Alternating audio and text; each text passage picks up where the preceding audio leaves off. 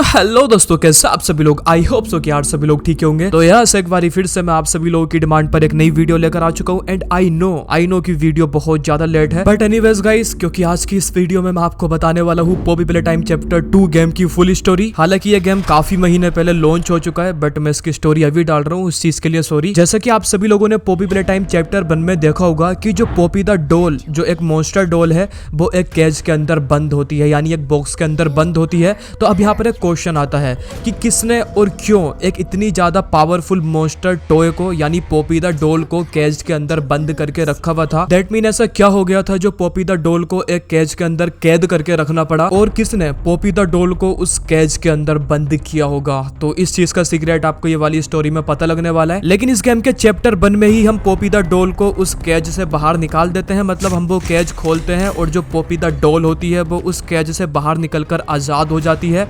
Then इसके बाद हमारे चैप्टर 1 का एंड हो जाता है। बाद में हम सब लोग यही सोचते हैं कि अब हमने पॉपी द डॉल को आजाद कर दिया है, तो शायद इस गेम के चैप्टर 2 में हो सकता है कि पॉपी हमारे पीछे पड़ जाए, हमको चेस करे, या फिर हमको मारने की कोशिश करे, या फिर यह भी हो सकता है कि वो हमको मार डाले। लेकिन ऐसा कुछ भी नहीं होता। हमने जैसा सोचा होता है उसका उल्टा ही होता है। इस गेम के चैप्टर 2 में जो पॉपी होती है वो आजाद हो जाने के बाद हमको कुछ भी नहीं कहती, ना वो हमको मारती है, ना ही हमारे पीछे पड़ती है, यहाँ तक कि वो हमको टच तक भी नहीं करती। इवन वो उसका उल्टा ही करती है, वो हमारी काफी सारी हेल्प करती है उस फैक्ट्री से निकलने के लिए। तो अब यहाँ पर एक सवाल आता है, क्यों, आखिर क्यों एक इतनी ज्यादा खतरनाक मॉन्स्टर टॉय जो एक डेविल मॉन्स्टर है जिसका नाम पॉपी है, जो ऑलरेडी काफी सारे लोगों को मार चुकी है, फैक्ट्री में बहुत सारे लोगों को बहुत ही ज्यादा बेरहमी से मार चुकी है, तो आजाद हो जाने के बाद वो हमको क्यों नहीं मारती, इवन उल्टा वो हमारी हेल्प क्यों करती है। इसके पीछे का क्या रीजन है, इसके पीछे की स्टोरी क्या है, वो भी आपको ये वाली वीडियो में पता लगने वाली है। साथ ही साथ आपने Poppy playtime chapter 2 game में फैक्ट्री की एक सीक्रेट जगह पर एक गेम स्टेशन नाम की जगह देखी होगी, जिसमें तरह तरह के कुछ गेम्स होते हैं, जैसे कि म्यूजिकली बैके वगी स्टैचू।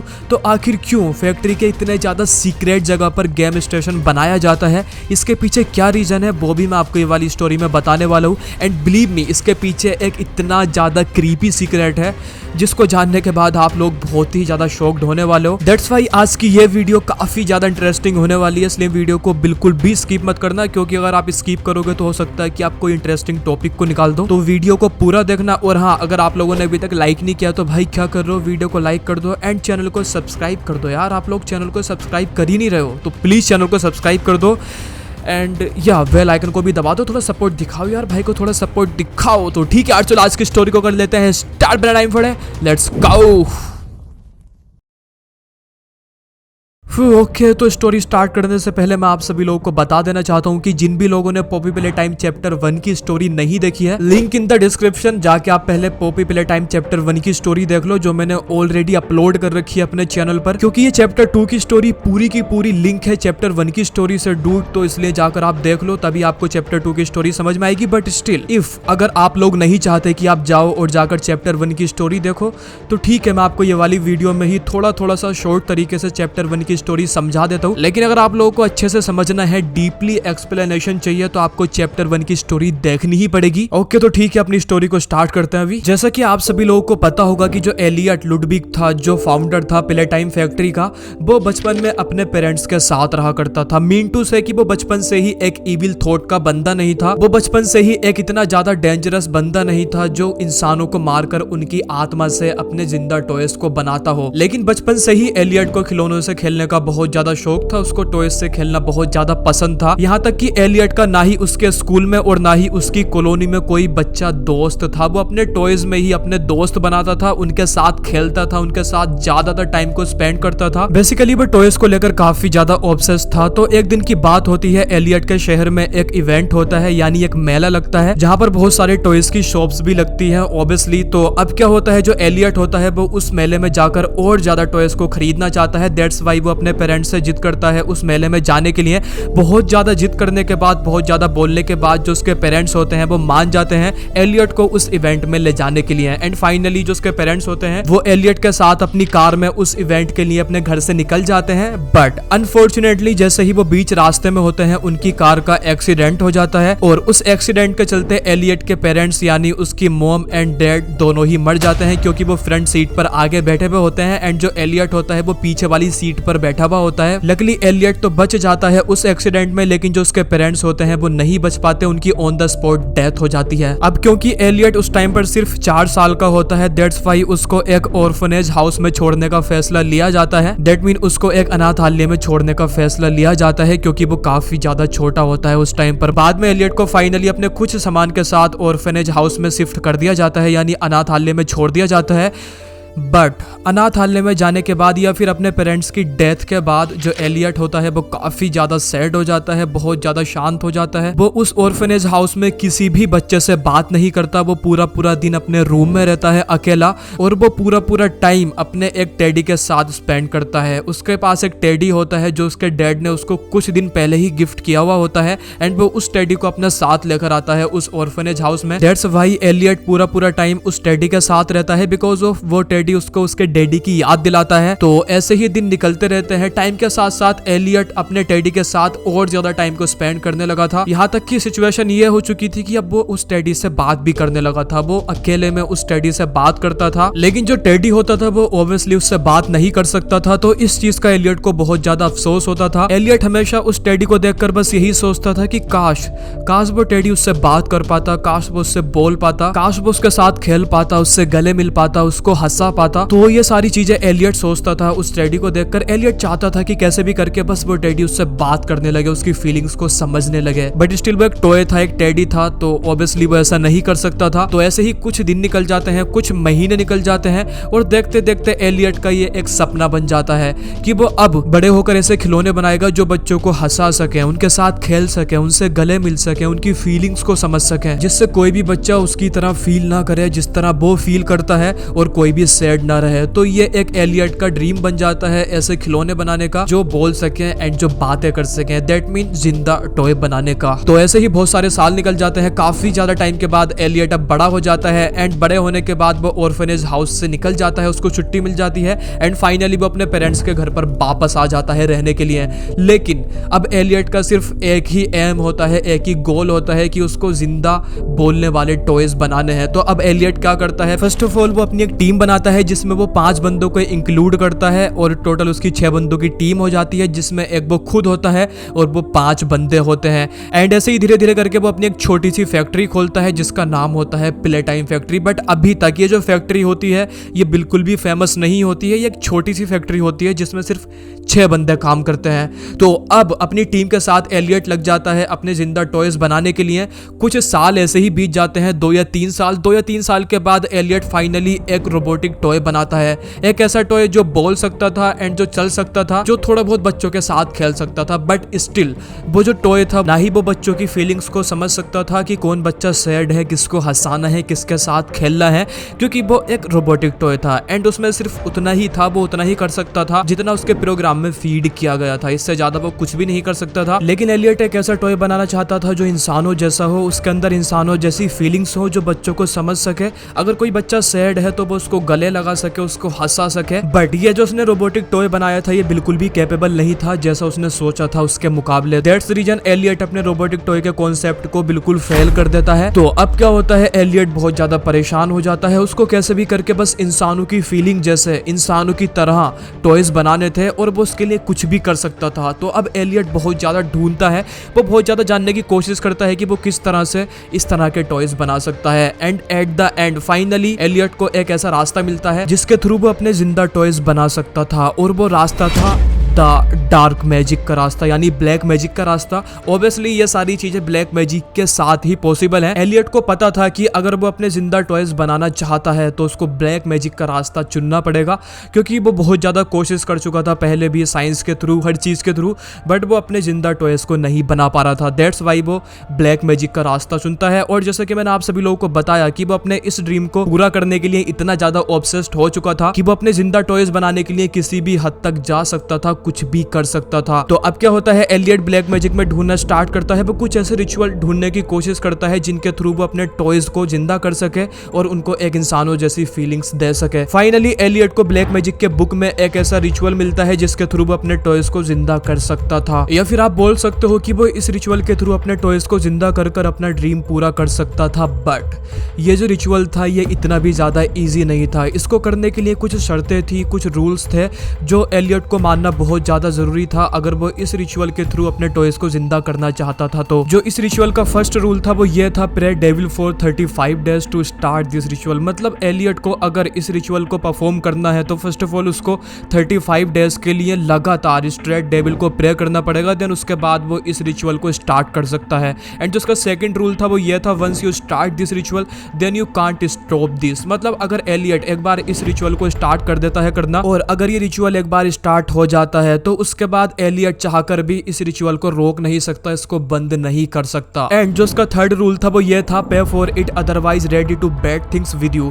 दैट मीन अगर एलियट इस रिचुअल के थ्रू कुछ चाहता है, अगर वो इस रिचुअल के थ्रू अपने टॉयज को जिंदा करना चाहता है तो एलियट को भी अपनी तरफ से कुछ देना पड़ेगा, उसको इस चीज के लिए पे करना पड़ेगा। और क्या पे करना पड़ेगा, चलो मैं आप लोगों को बता देता हूँ। तो एलियट को एक साल में 35 डेज के लिए स्ट्रेट लगातार 3 बार प्रे करना पड़ेगा। मतलब उसे एक साल के अंदर डेविल को 3 बार प्रे करना है 35 डेज के लिए। और अगर उसने ये चीज एक भी बार स्किप कर दी एक भी टाइम के लिए तो उसके साथ कुछ भी गलत हो सकता है, और इतना ज्यादा गलत हो सकता है जितना एलियट ने कभी अपने सपने में भी नहीं सोचा होगा। फोर्थ रूल होता है, need human for spirit power transfer to dead things. Basically अगर एलियट को अपने टॉयज को जिंदा करना है इस रिचुअल के थ्रू तो उसको इंसानों की जरूरत पड़ेगी। बेसिकली अगर वो अपने एक टॉय को जिंदा करना चाहता है तो उसको एक इंसान की जरूरत पड़ेगी, मतलब एक इंसान की सोल को वो इस रिचुअल के थ्रू अपने टॉय में डालकर जिंदा कर सकता है। तो इस तरह से उसको बहुत सारे ह्यूमंस की स्पिरिट पावर चाहिए होगी अपने काफी सारे टॉयज को जिंदा करने के लिए। फिफ्थ रूल होता है, do not perform this ritual before 8 PM। मतलब इस रिचुअल को रात के 8 बजे से पहले नहीं करना है, अगर करते हैं तो कुछ भी गलत हो सकता है। सिक्स्थ रूल होता है, if you break any rule then you will regret it. मतलब अगर इन रूल्स में से जितने भी रूल्स मैंने आपको बताए हैं, अगर इसमें से कोई भी रूल को तोड़ा जाता है तो फिर इस चीज के लिए जो भी इस रिचुअल को कर रहा होगा उसको बहुत ज्यादा रिग्रेट हो सकता है, उसके साथ कुछ भी हो सकता है, कुछ ऐसा जो बहुत ज्यादा भयानक हो। तो ये सारे रूल्स थे इस रिचुअल के अंदर जिनको फॉलो करना बहुत ही ज्यादा जरूरी था जो भी इस रिचुअल को कर रहा हो उसके लिए। देन इसके बाद एलियट अपने 5 टीम मेंबर्स के साथ मिलकर इस रिचुअल को परफॉर्म करना स्टार्ट कर देता है। शुरुआत में एलियट कुछ गलतियां कर देता है इस रिचुअल में जिसकी वजह से उसके एक टीम मेंबर की डेथ हो जाती है, लेकिन जो एलियट होता है वो यहाँ पर हार नहीं मानता, वो दोबारा से इस रिचुअल को परफॉर्म करता है एंड वो सक्सेसफुली इस रिचुअल के थ्रू कुछ ह्यूमंस की सोल को अपने टॉयज में ट्रांसफर करके अपने टॉयज को जिंदा कर लेता है। एंड जो उसका ड्रीम होता है वो पूरा हो जाता है, क्योंकि वो टॉयज जिंदा हो जाने के बाद इंसानों की तरह ही एक्ट करते हैं, वो चलने भी लगते हैं, एक दूसरे से बातें भी करते हैं, एक दूसरे की फीलिंग्स भी समझते हैं, क्योंकि जो उनके अंदर सोल होती है वो ह्यूमन सोल डली भी होती है उस रिचुअल के थ्रू,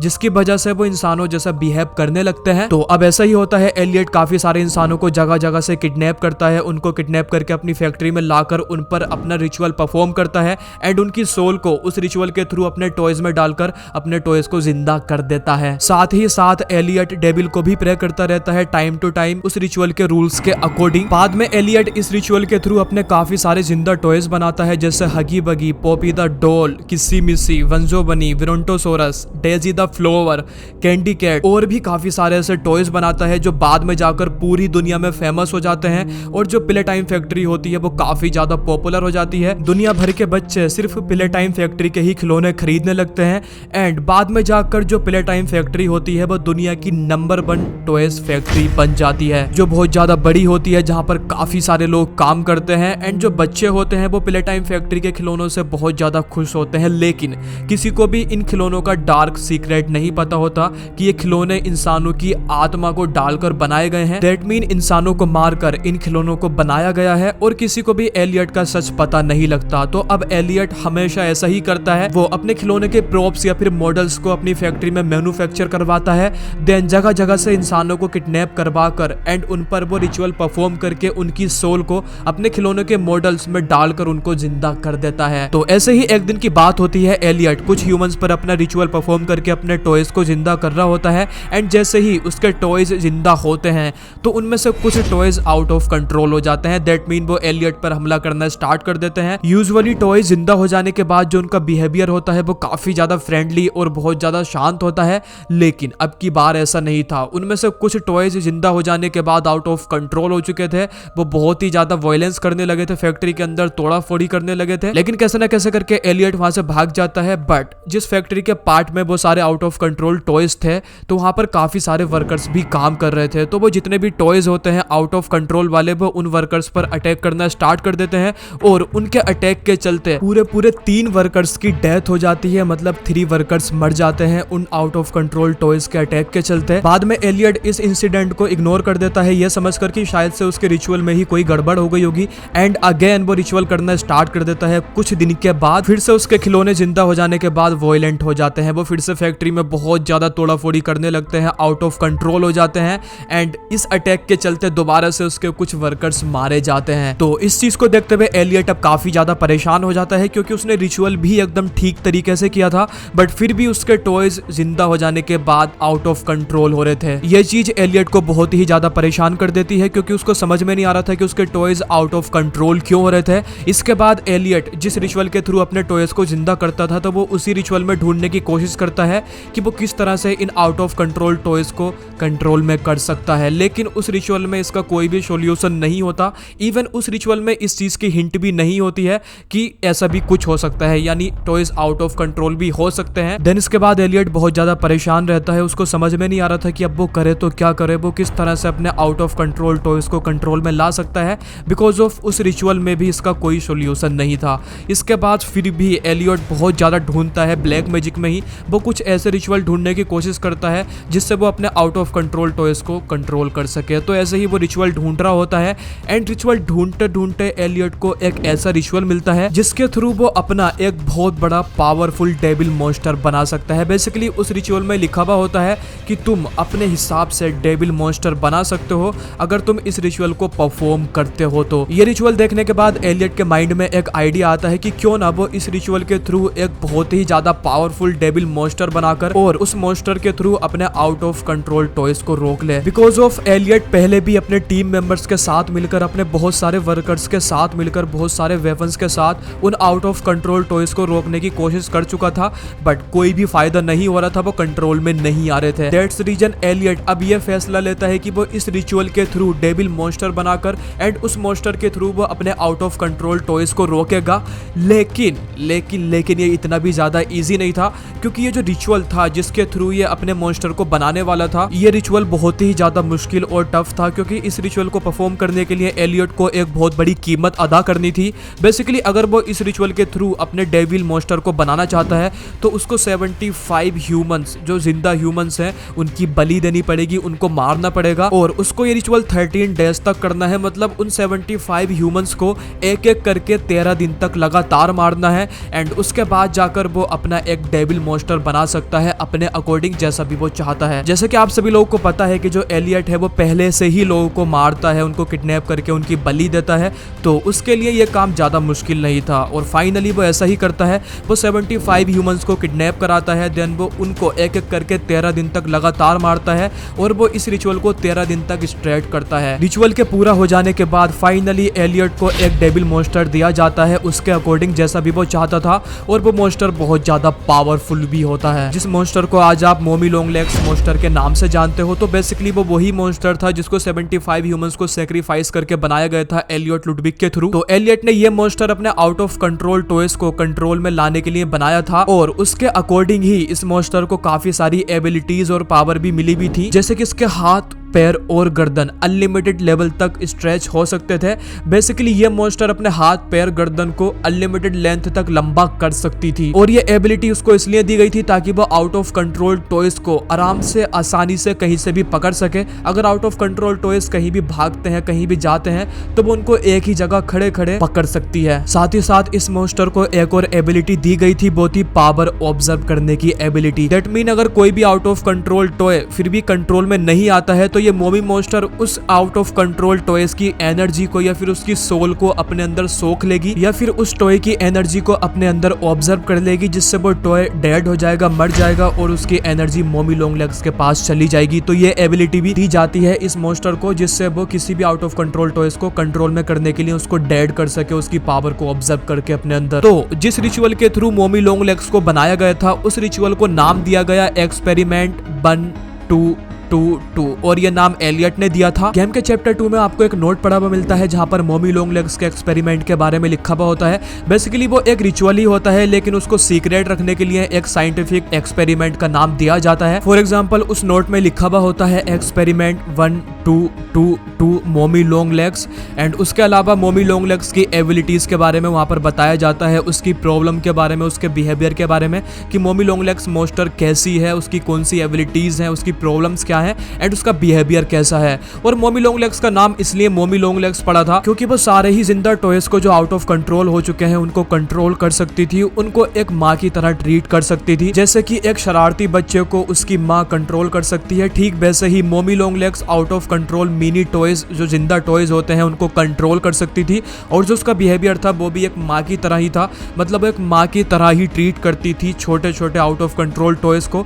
दैट्स वाई उसका नाम मोमी लॉन्ग लेग्स पड़ा। लेकिन अगर आप ज्यादा ही डीपली एक्सप्लेनेशन चाहते हैं मोमी लॉन्ग लेग्स मॉन्स्टर के ऊपर तो मैंने ऑलरेडी ही एक सेपरेट वीडियो डाल रखी है मोमी लॉन्ग लेग्स मॉन्स्टर के ऊपर, इसकी फुल स्टोरी बता रखी है, तो लिंक इन द डिस्क्रिप्शन वाली वीडियो का अगर आप लोग चाहोगे तो आप देख सकते हो जाकर। ठीक है, अपनी स्टोरी पर अब वापस आते हैं। तो अब क्या होता है, एलियट मोमी लॉन्ग लेग्स को बनाने के बाद वो दोबारा से वही रिचुअल को परफॉर्म करता है एंड फिर से अपने टॉयज को जिंदा करता है। टॉय जिंदा हो जाने के बाद फिर से उनमें से कुछ टॉयज आउट ऑफ कंट्रोल हो जाते हैं, बट अब की बार मोमी लॉन्ग लेग्स उन आउट ऑफ कंट्रोल टॉयज को पकड़ती है, उनको कुछ भी नुकसान नहीं करने देती, किसी पर भी अटैक नहीं करने देती एंड उनको पकड़कर वो उनकी सोल या फिर उनकी पावर को अपने अंदर ऑब्जर्व कर लेती है, देन उन आउट ऑफ कंट्रोल टॉयज को डेड कर देती है। ये चीज देखने के बाद एलियट बहुत ज्यादा खुश हो जाता है क्योंकि जो उसका रिचुअल था जिसने उसमें 75 लोगों को मारा था तो वो वर्थ इट हो जाता है, वो वर्थ इट रहता है एंड वो मॉन्स्टर बहुत ज्यादा काम का निकलता है एलियट के लिए और वो उसकी कमांड भी मानता है, उसकी हर एक बात भी मानता है। तो अब ऐसा ही चलता है, एलियट अपने रिचुअल के थ्रू अपने टॉयज को जिंदा करता है और अगर अनफॉर्चुनेटली कोई भी टॉयज आउट ऑफ कंट्रोल हो जाता है तो मोमी लॉन्ग लेग्स उस टॉय को कंट्रोल कर लेती है। लेकिन अगर फिर भी वो टॉय कंट्रोल में नहीं आता तो मोमी लॉन्ग लेग्स उस टॉय की एनर्जी या फिर उसकी पावर को अपने अंदर ऑब्जर्व करके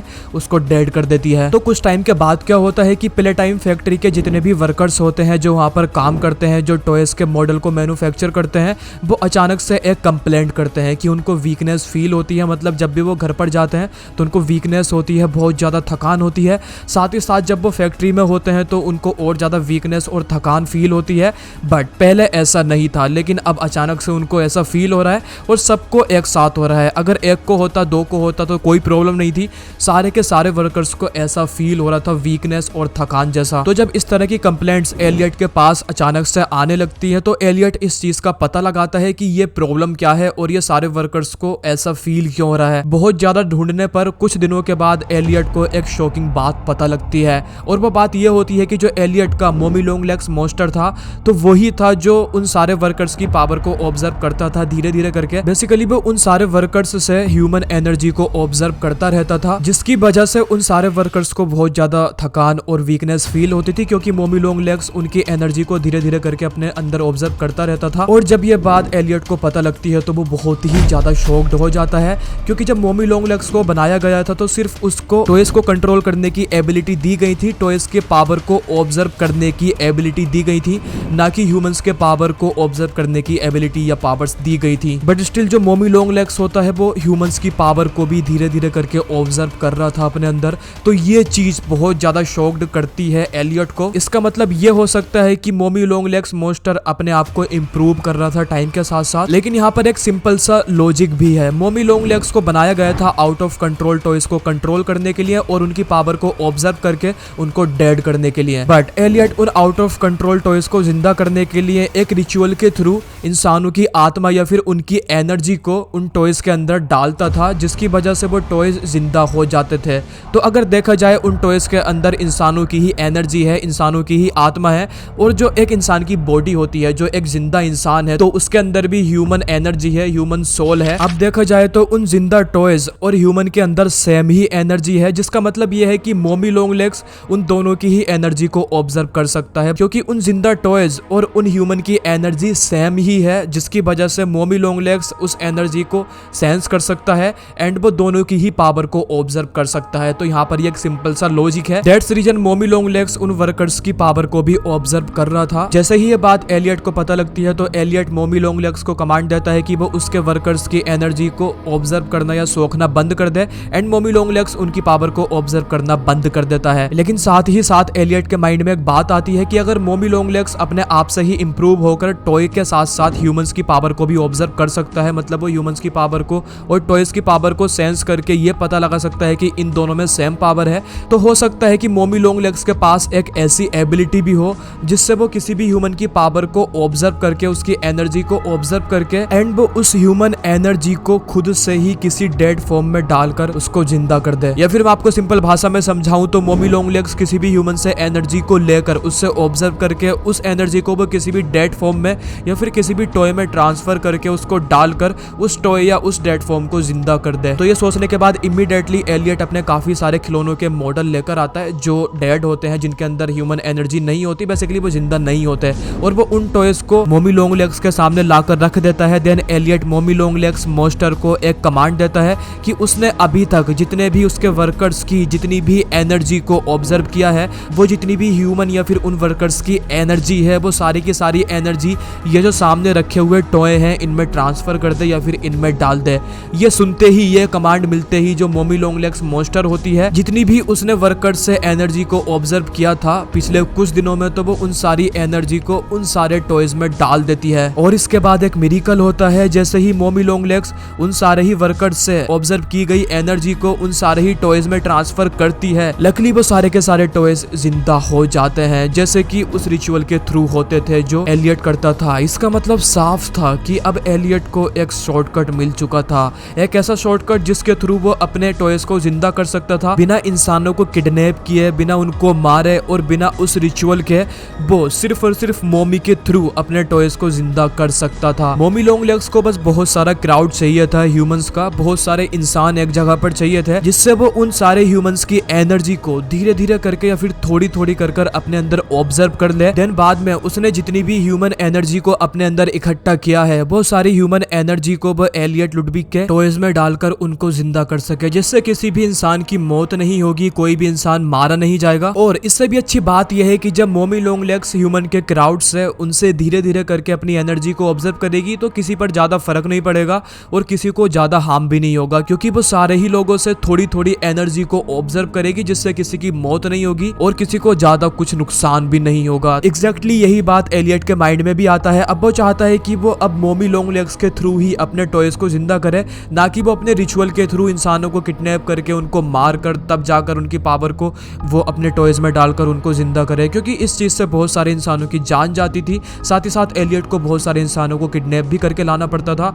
दैट्स वाई अब वो चाहता है कि वो रिचुअल को पूरी तरह से खत्म कर दे और वो चाहता है कि वो सिर्फ मोमी लॉन्ग लेग्स के थ्रू ही अपने टॉयज को जिंदा करे। बट उसको इस चीज के लिए बहुत सारे ह्यूमंस का क्राउड चाहिए था, बहुत सारे ह्यूमंस की भीड़ चाहिए थी। अब ऑब्वियस सी बात है कि वो अपने मोमी लॉन्ग लेग्स मॉन्स्टर को लेकर टाउन या सिटी में क्राउड या फिर पब्लिक के बीच में तो नहीं जा सकता था। एलियट को जो भी करना था अपनी फैक्ट्री में ही करना था। दैट मीन उसको अपनी फैक्ट्री में ही बहुत सारी पब्लिक या फिर बहुत सारे इंसानों का क्राउड लाना था, लेकिन यह काम बहुत ज्यादा टफ और काफी ज्यादा चैलेंजिंग था। तो अब एलियट सोचता है कि वो किस तरह से क्राउड को अपनी फैक्ट्री में अट्रैक्ट कर सकता है, वो किस तरह से लोगों को अपनी फैक्ट्री में ला सकता है।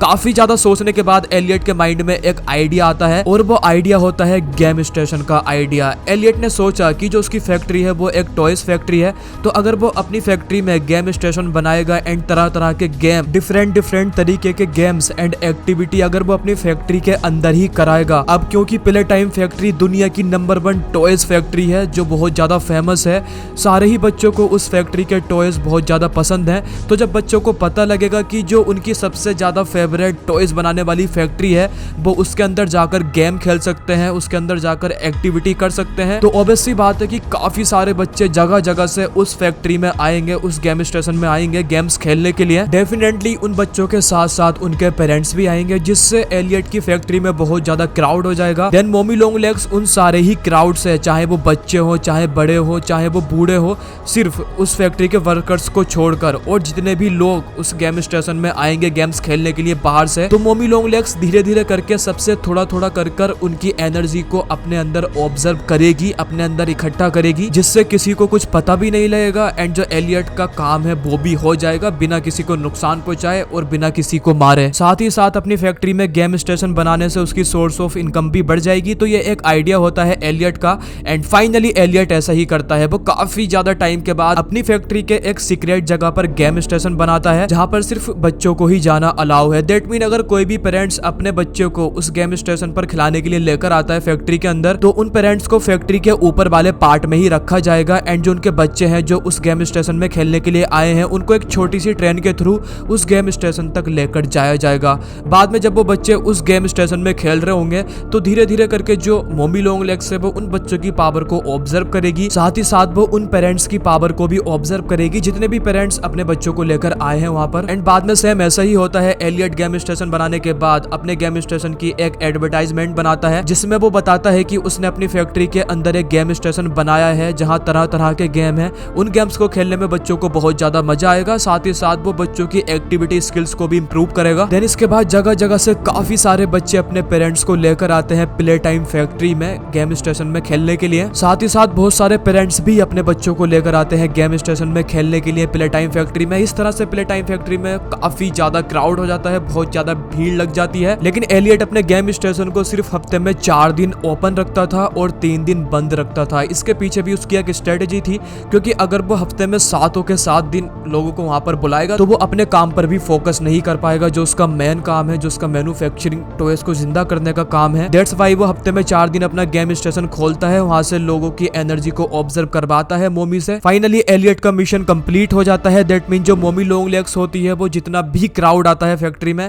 वो सबसे थोड़ी थोड़ी करके एनर्जी को अपने अंदर लेती है, इकट्ठा करती है और वो रात के टाइम वो सारी एनर्जी को एलियट के टॉयज में डालकर उनको जिंदा कर देती है। इससे एलियट का काम बहुत ही ज्यादा इजी हो चुका था। अब उसको कोई भी रिचुअल नहीं करना पड़ रहा था अपने टॉयज को जिंदा करने के लिए। जो भी बच्चे गेम स्टेशन में गेम खेलने के लिए आते थे और जब वो सारे ही गेम्स को खेलकर कंप्लीट कर लेते थे, उसके बाद उन बच्चों की परफॉर्मेंस के हिसाब से ही असेसमेंट्स फॉर्म बनाए जाते थे एंड उन फॉर्म्स में लिखा हुआ होता था बच्चों की परफॉर्मेंस कि उन्होंने किस तरह से गेम को खेला। फॉर एग्जांपल गेम स्टेशन में 3 तरह के गेम थे, जिसमें पहला था म्यूजिकल मेमोरी, दूसरा था वैके वगी एंड तीसरा था स्टैचू। कोई भी बच्चा गेम स्टेशन में गेम खेलने के लिए जाएगा तो उसको ये तीनों ही गेम खेलने पड़ेंगे नंबर वाइज। और पहले नंबर पे गेम आता था म्यूजिकल मेमोरी, दूसरे पे आता था वैके वगी एंड तीसरे पे आता था स्टैचू।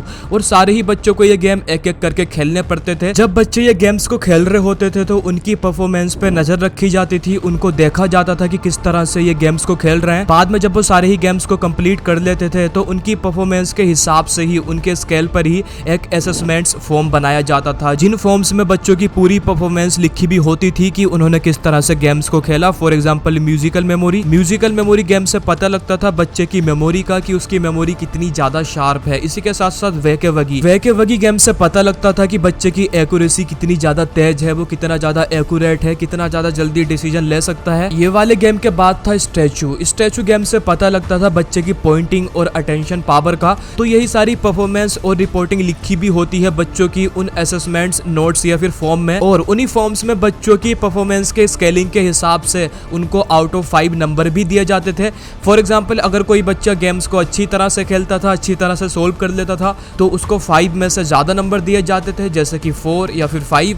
या फिर अगर कोई बच्चा थोड़ा कम या थोड़ा बेकार गेम को खेलता था, वो ठीक तरह से सोल्व नहीं कर पाता था, तो उसको 5 में से 2, 3 या फिर 1 नंबर मिलता था। एंड बाद में ये असेसमेंट्स नोट्स उन बच्चों के माँ बाप या उनके पेरेंट्स को दे दिए जाते हैं, जिससे उनके पेरेंट्स को भी पता लग सके कि उनका बच्चा कितना ज्यादा स्किल्ड है ये सारे गेम्स में, या फिर उसकी मेमोरी और जो उसकी पॉइंटिंग, अटेंशन एंड जो एक्यूरेसी पावर है वो कितनी ज्यादा तेज या कम है। आज भी आप गेम के चैप्टर 2 में इनमें से कुछ फॉर्म देख सकते हो फैक्ट्री के अंदर, जहां पर बच्चों के नाम लिखे हुए होते हैं, उनकी परफॉर्मेंस लिखी भी होती है और उनके स्केलिंग के हिसाब से ही उनको नंबर भी दिए गए होते हैं उन फॉर्म्स में। ये सारी चीजें एलियट अपने गेम स्टेशन को और ज्यादा इंटरेस्टिंग बनाने के लिए करता है, जिससे लोग और ज्यादा अट्रैक्ट हो, ज्यादा उसकी तरफ अटेंशन दें। देन कुछ टाइम तक ऐसा ही चलता है, वहां पर लोग अपने बच्चों को लेकर आते हैं एंड जो बच्चे होते हैं वो गेम स्टेशन में जाकर गेम्स को खेलते हैं, और जो मोमी लॉन्ग लेग्स होती है वो बच्चों एंड जो उनके पेरेंट्स होते हैं उनकी पावर को धीरे धीरे करके ऑब्जर्व करती रहती है। धीरे धीरे करके मोमी लॉन्ग लेग्स बच्चों से बहुत ज्यादा अट्रैक्ट होती है, उसको बच्चे बहुत ज्यादा पसंद आते हैं एंड फाइनली मोमी लॉन्ग लेग्स बच्चों के सामने अपने आप को रिवील कर देती है। शुरुआत में मोमी लॉन्ग लेग्स बच्चों के सामने नहीं आती थी, वो बच्चों के सामने अपीयर नहीं होती थी, वो गेम स्टेशन में ही कहीं छुपी रहती थी जहां से वो बच्चों की पावर्स को ऑब्जर्व करती थी। बट कुछ टाइम के बाद मोमी लॉन्ग लेग्स को बच्चे बहुत ज्यादा पसंद आने लगते हैं, वो उनसे बहुत ज्यादा इंप्रेस होती है, बेसिकली उसको बच्चे से बहुत ज्यादा अट्रैक्शन हो जाता है। दैट्स व्हाई वो बच्चों के सामने अपने आप को रिवील कर देती है एंड बच्चों को भी मोमी लॉन्ग लेग्स काफी ज्यादा पसंद आती है, वो उससे डरते भी नहीं है। बिकॉज ऑफ मोमी लॉन्ग लेग्स बच्चों के लिए बहुत ज्यादा फ्रेंडली हो जाती है है। थोड़े ही दिनों के बाद उस गेम स्टेशन के लिए कुछ रूल्स या फिर कुछ प्रोटोकॉल बना दिए जाते हैं उस गेम स्टेशन के स्टाफ या फिर उन लोगों के लिए जो वहां पर काम करते थे। फॉर एग्जाम्पल के लिए उस प्रोटोकॉल में कुछ ऐसे रूल्स थे या फिर कुछ ऐसे इंस्ट्रक्शन थे, जैसे कि उसका पहला रूल था start by reporting to the control station. Basically जो गेम स्टेशन का स्टाफ था तो हर दिन जब भी वो गेम स्टेशन को ओपन या फिर उसको चालू करेंगे तो फर्स्ट ऑफ ऑल उनको गेम स्टेशन को चालू करने से पहले कंट्रोल स्टेशन में उस चीज की रिपोर्ट करनी पड़ेगी कि हाँ अब वो गेम स्टेशन को ओपन या फिर उसको चालू करने के लिए जा रहे हैं। तो ये उसका पहला रूल था। एंड जो उसका सेकंड रूल था वो ये था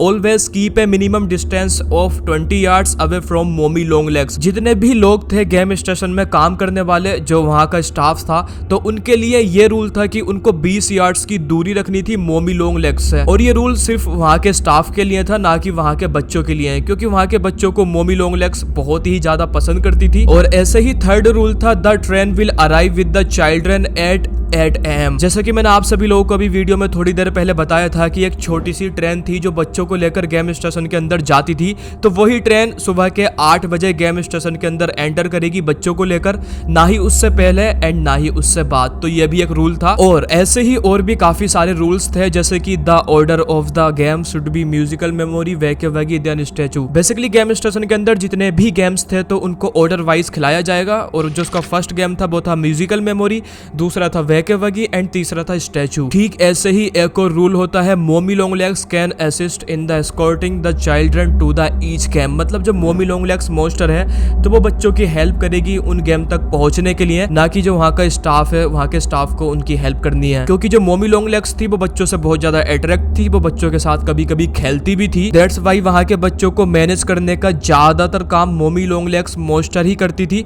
वहाँ के स्टाफ को सिर्फ उन पर नजर रखनी थी। ये चीज आप भी पॉपी प्ले टाइम चैप्टर 2 में देख सकते हो। फैक्ट्री के अंदर एक फोटो होता है जहां पर मोमी लॉन्ग लेग्स मोस्टर बच्चों के साथ खेल रही होती है, वो उनको गेम तक पहुंचाने के लिए उनकी हेल्प कर रही होती है, वो काफी ज्यादा खुश होती है बच्चों के साथ। और जो वहां का स्टाफ होता है वो ऊपर ही खड़ा होकर मतलब बहुत ज्यादा दूर से सिर्फ उन पर नजर रख रहा होता है। ऐसे ही एक और रूल होता है जो इस तरह से होता है record each child's performance as it is relevant to each game. जैसा कि मैंने आप सभी लोगों को थोड़ी देर पहले बताया था कि जितने भी बच्चे गेम स्टेशन में गेम्स खेलते थे, जब वो गेम्स खेल रहे होते थे उनकी परफॉर्मेंस को रिकॉर्ड किया जाता था, ये जानने के लिए कि वो किस तरह से और किस लेवल पर गेम को खेल रहे हैं। ठीक यही चीज उस रूल में भी लिखी भी होती है। और ये जितने भी रूल्स थे या फिर जितने भी इंस्ट्रक्शन थे आप भी आज देख सकते हो चैप्टर 2 में आपको एक नोट मिलता है जहां पर ये सारे रूल्स लिखे हुए होते हैं। साथ ही साथ उस रूल नोट में गेम्स के एडवांटेज भी लिखे हुए होते हैं, जैसे कि म्यूजिकल मेमोरी खेलने से कंपोजर मेमोरी पैटर्न रिकॉग्नाइजेशन जैसी एबिलिटी बढ़ती है, वेके वेगी खेलने से hand eye coordination reaction time बढ़ता है बच्चे का, और स्टैचू खेलने से एगिलिटी स्ट्रेंथ एंड स्पीड बढ़ती है बच्चे की। डे बाई डे ऐसा ही चलता है। फैक्ट्री में बहुत सारा क्राउड आता है, बच्चे भी काफी ज्यादा खुश होते हैं वहां पर आकर। एंड जो एलियट होता है उसका भी काम होता रहता है और एलियट इस चीज से बहुत ज्यादा खुश भी होता है। लेकिन ये खुशी उसकी ज्यादा टाइम तक चलने नहीं वाली थी, क्योंकि एलियट ने यहाँ पर एक बहुत बड़ी गलती कर दी थी। बहुत टाइम पहले एलियट ने जो एक रिचुअल स्टार्ट किया था अपने टॉयज को जिंदा करने के लिए, जिस रिचुअल के थ्रू वो इंसानों की आत्मा या फिर ह्यूमन एनर्जी को अपने टॉयज में डालकर उनको जिंदा करता था खुद से ही। लेकिन अब एलियट मोमी लॉन्ग लेग्स मोस्टर के थ्रू अपने टॉयज को जिंदा करने लगा था, जिसकी वजह से वो पहले वाला रिचुअल पूरी तरह से बंद कर देता है। जैसा कि आप सभी लोगों को पता होगा कि उस रिचुअल में काफी सारे रूल्स थे। फॉर एग्जाम्पल उसमें एक ऐसा रूल था कि अगर एक बार ये रिचुअल स्टार्ट हो जाता है या फिर कोई भी एक बार इस रिचुअल को स्टार्ट कर देता है तो वो बंदा चाहकर भी अपनी तरफ से इस रिचुअल को नहीं रोक सकता। साथ ही साथ इसमें एक और रूल होता है कि अगर कोई भी बंदा इस रिचुअल को एक बार स्टार्ट कर देता है, इस रिचुअल को स्टार्ट हो जाने के बाद साल में 3 बार डेविल को 35 डेज के लिए उस बंदे को प्रे करना ही करना है। एंड अगर वो ऐसा नहीं करेगा तो उसके साथ कुछ भी गलत हो सकता है। रिचुअल के रूल्स में साफ साफ लिखा हुआ था कि इस रिचुअल को करने वाला अगर इसका एक भी रूल को तोड़ता है तो उसके साथ इतना ज्यादा भयानक कुछ होगा, इतना ज्यादा गलत कुछ होगा जितना उसने कभी अपने सपने में भी नहीं सोचा होगा। लेकिन अब जो एलियट था उसने ये रिचुअल पूरी तरह से बंद कर दिया था। दैट्स वाई वो अब डेविल को भी प्रे नहीं करता था। दैट मीन एलियट ने इस रिचुअल के सारे ही रूल्स को तोड़ दिया था, जिसकी वजह से जो डेविल होता है वो काफी ज्यादा गुस्से में आ जाता है। देन इसके बाद डेविल एलियट के टॉयज में, जिन टॉयज की वजह से एलियट इतना ज्यादा ऊपर पहुंचा था, फैक्ट्री में एलियट के जितने जितने भी खिलौने, जितने भी टॉयज होते हैं, डेविल उन सारे खिलौनों में अपनी ईविल पावर को डाल देता है, जिसकी वजह से वो सारे टॉयज ईविल मॉन्स्टर बन जाते हैं। एंड ईविल मॉन्स्टर बनने के बाद वो सारे ही वर्कर्स सब पे अटैक करना स्टार्ट कर देते हैं। उस टाइम पर दिन होता है, फैक्ट्री में सारे लोग होते हैं, लेकिन लकली उस दिन गेम स्टेशन बंद होता है, जिसकी वजह से वहां पर कोई भी बच्चा नहीं होता, वहां पर कोई भी बाहर का आदमी नहीं होता। सारे के सारे जो फैक्ट्री में काम करते थे वही सारे वर्कर्स होते हैं। साथ ही साथ एलियट होता है, उसके 3 टीम मेंबर्स होते हैं। वैसे तो एलियट की टीम में 4 टीम मेंबर्स थे, जो उसकी पर्सनल एक टीम थी। ये टीम मेंबर एलियट के साथ स्टार्टिंग से ही थे, उसके साथ ये रिचुअल में भी थे। बट लकली उस दिन उन 4 टीम मेंबर्स में से एक टीम मेंबर फैक्ट्री के बाहर गया हुआ होता है किसी काम से, जिसकी वजह से वो बच जाता है। लेकिन उस टाइम पर उस दिन फैक्ट्री में जितने भी लोग होते हैं, एलियट, उसके टीम मेंबर्स, उसके वर्कर्स, वो सबके सब मारे जाते हैं ईविल टॉयज के थ्रू, क्योंकि डेविल ने उसके टॉयज में अपनी ईविल पावर को डाल दिया था एलियट से बदला लेने के लिए, बिकॉज ऑफ एलियट ने डेविल के बनाए गए रिचुअल के रूल्स को तोड़ा था। तो अब क्या होता है, फैक्ट्री में सारे ही लोग मारे जाते हैं, फैक्ट्री पूरी तरह से बंद हो जाती है। ऐसे ही बहुत सारे साल निकल जाते हैं, लेकिन सालों बाद भी डेविल उन सारे ईविल टॉयज को प्ले टाइम फैक्ट्री के अंदर जिंदा रखता है, जिन टॉयज के अंदर उसने अपनी ईविल पावर को डालकर उनको एक ईविल मॉन्स्टर बना दिया था। बिकॉज ऑफ अभी भी डेविल का बदला पूरी तरह से पूरा नहीं हुआ था, क्योंकि एलियट के 4 टीम मेंबर्स में से एक टीम मेंबर फैक्ट्री के बाहर अभी भी जिंदा था, और उसको भी डेविल को मारना था उन ईविल टॉयज के थ्रू, क्योंकि वो जो टीम मेंबर्स था वो भी एलियट के साथ स्टार्टिंग से उस रिचुअल में था। इवन उस टीम मेंबर ने एलियट की उस रिचुअल में हेल्प की थी, बेसिकली वो भी उस रिचुअल का हिस्सा था। दैट्स व्हाई डेविल उस टीम मेंबर को मारना चाहता है, लेकिन फैक्ट्री में ही उन ईविल टॉयज के थ्रू। तो अब ऐसे ही बहुत सारे साल निकल जाते हैं। जो मोमी लॉन्ग लेग्स होती है वो बहुत ही ज्यादा रोती है, क्योंकि वो बच्चों से बहुत ज्यादा प्यार करती थी, बट अब कोई भी बच्चा उस फैक्ट्री में नहीं आता। साथ ही साथ फैक्ट्री के बंद हो जाने के बहुत सालों बाद जब उस फैक्ट्री में कोई नहीं आता, तो मोमी लॉन्ग लेग्स मॉन्स्टर की जो पावर्स होती हैं वो धीरे धीरे करके कम होने लगती हैं, वो अपनी पावर्स को लूज करने लगती है, क्योंकि मोमी लॉन्ग लेग्स के पास एक एबिलिटी थी पावर ऑब्जर्व करने की, बट सालों से उस फैक्ट्री में कोई आया ही नहीं है, जिसकी वजह से वो किसी से अपनी पावर को ऑब्जर्व नहीं कर पा रही थी, एंड धीरे धीरे करके वो अपनी एनर्जी को लूज कर रही थी, जिसकी वजह से अब मोमी लॉन्ग लेग्स मॉन्स्टर फैक्ट्री में जितने भी ईविल जिंदा टॉयज होते हैं वो उनकी पावर को अपने अंदर ऑब्जर्व करने लगती है, अपने आप को जिंदा या फिर अपने आप को और ज्यादा पावरफुल बनाने के लिए। ऐसे ही बहुत ज्यादा टाइम निकल जाता है, वो सारे ही ईविल टॉयज उस टीम मेंबर का इंतजार करते हैं उस फैक्ट्री में कि वो कब आए एंड वो कब उसको मारे, बट ऐसा कुछ भी नहीं होता। बहुत सारे साल ऐसे ही निकल जाते हैं, वो उस फैक्ट्री में नहीं आता। एंड जो मोमी लॉन्ग लेग्स होती है वो डे बाई डे उन ईविल टॉयज की पावर को अपने अंदर ऑब्जर्व कर रही थी, जिसकी वजह से अनफॉर्चुनेटली उन ईविल टॉयज में से 2 टॉयज की डेथ हो जाती है, यानी वो मर जाते हैं।